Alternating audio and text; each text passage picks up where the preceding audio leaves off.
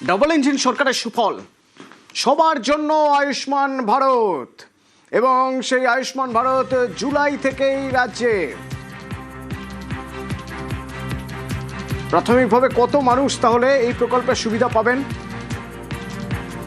সোমরাজ আছে আমার সঙ্গে, কথা বলবো। সোমরাজ, যখন আয়ুষ্মান ভারত প্রকল্পের প্রথম ঘোষণা হয়েছিল বা বলা হয়েছিল যে এবার এই রাজ্যে আয়ুষ্মান ভারত হবে, তারপর থেকে বিভিন্ন সোশ্যাল মিডিয়ায় এবং বিভিন্ন জায়গায় কারা কারা আয়ুষ্মান ভারত পেতে পারেন তার বেশ কিছু লিস্ট, বেশ কিছু তালিকা, ক্রাইটেরিয়া সেসব ঘুরছিল। শেষমেশ সেই সব জল্পনার অবসান, সবাই পেতে পারেন আয়ুষ্মান ভারতের সুবিধা। হ্যাঁ দেখো, একদমই মুখ্যমন্ত্রী শুভেন্দু অধিকারী একটা বিষয় স্পষ্ট করে দিলেন। স্বাস্থ্যসাথীর অধীনে বর্তমানে 6 কোটি কার্ড রয়েছে, আর এই স্বাস্থ্যসাথী প্রকল্পের অধীনে যারা রয়েছেন সবাই ধীরে ধীরে আয়ুষ্মান ভারতের মধ্যে অন্তর্ভুক্ত হয়ে যাবেন। অর্থাৎ আয়ুষ্মান ভারতের সুবিধা সবাই পাবেন, এই বিষয়ে স্পষ্ট করলেন মুখ্যমন্ত্রী শুভেন্দু অধিকারী। শুধু তাই নয়, যারা নতুন করে আয়ুষ্মান ভারতের জন্য আবেদন করতে চান তাদের জন্য স্পষ্ট বার্তা দিলেন মুখ্যমন্ত্রী। 1 জুনের পর থেকে এনরোলমেন্ট প্রক্রিয়া শুরু হয়ে যাবে। অর্থাৎ যারা স্বাস্থ্যসাথী প্রকল্পের অধীনে যাদের কার্ড ছিল তাদের অটোমেটিক্যালি এনরোলমেন্ট শুরু হয়ে যাবে আয়ুষ্মান ভারতের অধীনে, এবং ধীরে ধীরে এই প্রক্রিয়া চলতে থাকবে। আয়ুষ্মান ভারতের সুবিধা সবাই পেতে চলেছেন, এবং এর জন্য জুন মাসে দিল্লিতে একটি ছোট করে অনুষ্ঠান হবে, যেখানে কেন্দ্রের স্বাস্থ্য মন্ত্রকের আধিকারিকরা থাকবেন, রাজ্যের স্বাস্থ্য মন্ত্রকের আধিকারিকরা থাকবেন, দায়িত্বপ্রাপ্ত মন্ত্রীরা থাকবেন। তারা সবাই মিলে অর্থাৎ কেন্দ্র রাজ্য একটা মৌ হবে এই আয়ুষ্মান ভারত নিয়ে, এবং তারপরেই আয়ুষ্মান ভারত কার্যকর হয়ে যাবে রাজ্যে। তবে শুধুমাত্র রাজ্যের এ রাজ্যে নয়, যারা এ রাজ্যেরই বাসিন্দা কিন্তু কাজের সূত্রে বাইরে থাকেন, পড়াশোনার সূত্রে বাইরে থাকেন, তারাও এই সুবিধা পাবেন। এবং তোমাকে জানিয়ে রাখি, এই আয়ুষ্মান ভারত প্রকল্প যে চালু করা হবে এ রাজ্যে, তা নিয়ে ইতিমধ্যেই রাজ্য স্বাস্থ্য দপ্তরের আধিকারিকরা এবং তার সঙ্গে বেশ কয়েকজন মেডিকেল কলেজের চিকিৎসকরা, সুপাররা ইতিমধ্যেই প্রশিক্ষণ নিয়ে এসেছে ন্যাশনাল হেলথ অথরিটির থেকে। তার কারণ এই আয়ুষ্মান ভারত এই প্রকল্প পরিচালনা করে কেন্দ্রীয় স্বাস্থ্য মন্ত্রকের অধীনে ন্যাশনাল হেলথ অথরিটি।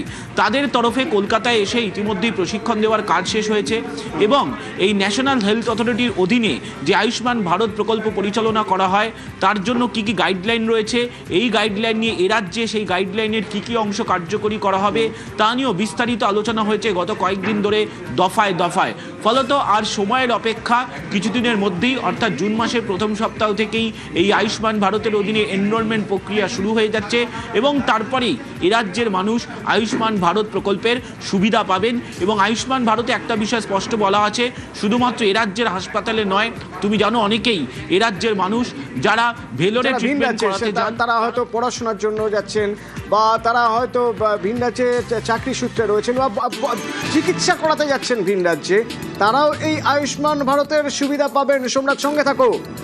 মুখ্যমন্ত্রী শুভেন্দু অধিকারী কি বললেন শুনবো।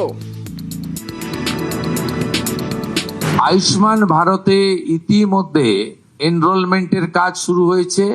আমাদের বিশ্বাস যে জুলাই মাস থেকে আয়ুষ্মান ভারতের কার্ড আমরা দিতে পারবো, এবং তার বেনিফিট গোটা ভারতবর্ষে আয়ুষ্মান ভারত কার্ড হোল্ডাররা পাবেন। স্বাস্থ্যসাথীর কার্ডের সঙ্গে যুক্ত এমন 6 কোটিরও বেশি যারা কার্ড হোল্ডার, তাদেরকে আয়ুষ্মান ভারতে এক্ষুনি নিয়ে যেতে পারবো। পরে পরে এই সংখ্যা আরো বৃদ্ধি পাবে, এবং যারা নতুন করে আয়ুষ্মান ভারতে যুক্ত হতে চান তাদের ক্ষেত্রেও অপরচুনিটি থাকছে। এবং আরো গুরুত্বপূর্ণ, স্বাস্থ্য খাতে 3000 কোটি বরাদ্দ। সোমরাজ আছে আমার সঙ্গে। সোমরাজ, এই 3000 কোটি যে বরাদ্দ, সেই 3000 কোটি কোন খাতে, অর্থাৎ কোথায় কোথায় কিভাবে ব্যবহার করা হবে? দেখো, কেন্দ্রীয় স্বাস্থ্য মন্ত্রকের অধীনে 2টি প্রকল্প, একটি হচ্ছে জাতীয় স্বাস্থ্য মিশন বা ন্যাশনাল হেলথ মিশন বলা হয়।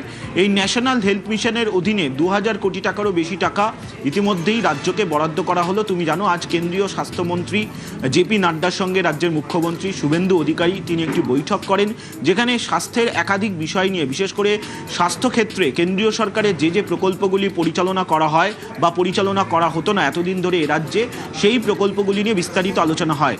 এবং সেই এই বৈঠক চলাকালীনই কেন্দ্রীয় স্বাস্থ্য মন্ত্রকের তরফে রাজ্যকে 3,000 কোটি টাকারও বেশি টাকা, অর্থাৎ প্রায় 3,100 কোটি টাকার কাছাকাছি অনুমোদন দেওয়া হয়েছে চলতি অর্থবর্ষের জন্য, যার মধ্যে ন্যাশনাল হেলথ মিশন অর্থাৎ এই ন্যাশনাল হেলথ মিশনের অধীনে বিভিন্ন যে স্বাস্থ্য কেন্দ্রগুলি রয়েছে ব্লকে ব্লকে, এই স্বাস্থ্য কেন্দ্রগুলির পরিকাঠামোর মানোন্নয়ন সহ একাধিক কাজ করা হয় এই ন্যাশনাল হেলথ মিশনের অধীনে।